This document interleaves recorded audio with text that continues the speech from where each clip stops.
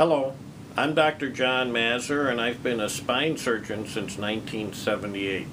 Over those years, I've been frustrated by the difficulty in removing the spurs in the anterior cervical spine.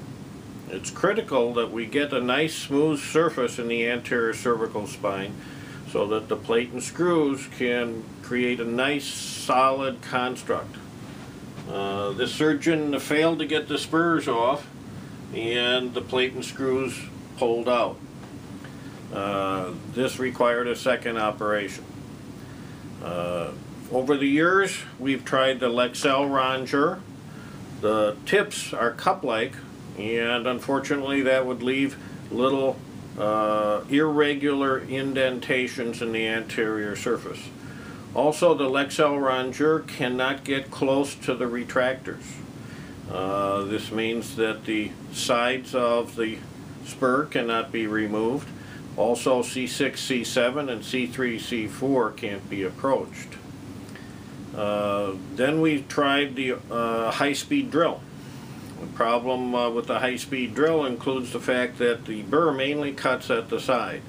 So we end up pushing fairly hard against these very firm spurs. We can even get some smoke coming out, and then all of a sudden the burr pops through. Then you've burred the retractor, and you have retractor dust all over the exposure.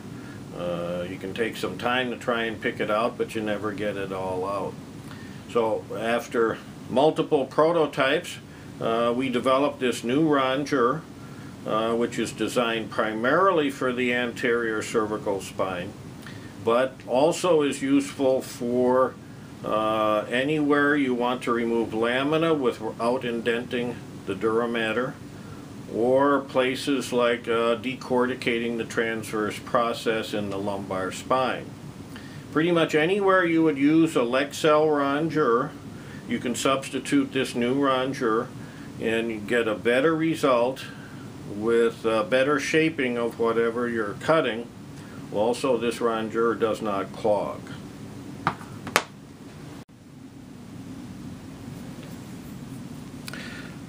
This new Rongeur has a curved tip which facilitates the creation of a surface which has a similar radius of curvature to the undersurface of your average cervical plate. The tip is slanted so that the tip can reach into the corners, knocking off the spurs close to the retractors, and also at the bottom and at the top of the exposure, the osteophytes can be removed with minimal pressure on the retractors.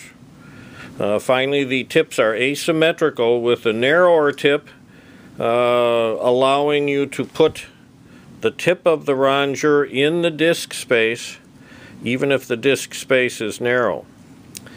There is a bit of a learning curve. Perhaps the most important thing is that you don't want to initially make your cuts extremely deep.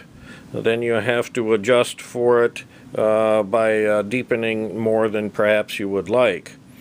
The way I like to do it is put the retractors in and put a disc marker in, take the x-ray, and then come in and do a quick removal of the anterior surface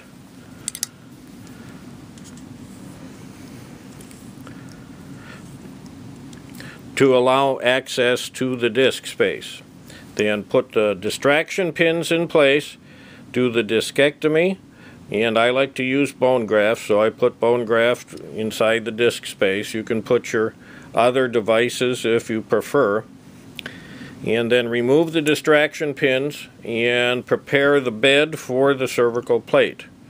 The Rongeurs can go side to side, and when you do that, the depth of the cut is determined by the amount of downward pressure. Going vertically, you can place one of the tips in the disc space, and this will allow a snipping, and the depth is determined by how deep the tip is inside the disc space. Downward pressure isn't a critical element.